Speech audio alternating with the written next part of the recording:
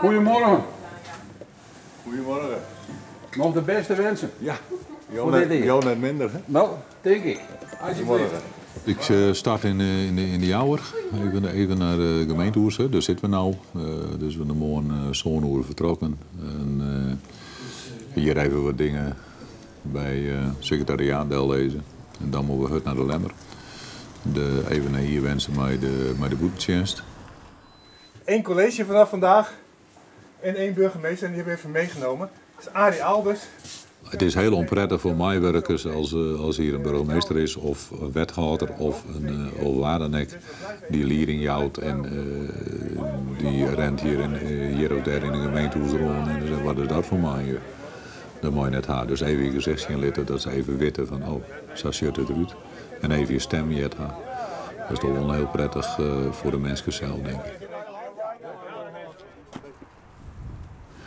Ah, het is echt een opbouw hier voor de bestuurlijke organen. Nou, dat goed deel zetten, dat is de ene. En verder is het natuurlijk het opbouwen en verder vorm Jan van de ambtelijke organisatie. Daarnaast komen er natuurlijk nog die nieuwe taken van het RICAL hier op is al.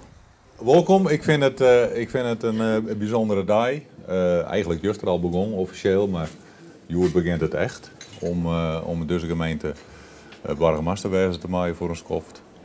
Ik hoop dat we een hele goede keerwerking krijgen. Dat hier aanst een gemeente staat die een van de grootste van Friesland is. Dat is heel net het belangrijkste. Het belangrijkste is bij je budget voor je inwoners en hoe je er staan. En dat men aan het eind van het jaar zit, zei van jongen, die Friese meer of de Friese maren, dat moet er hier aanstoer hebben. Die stitter, die dacht mij.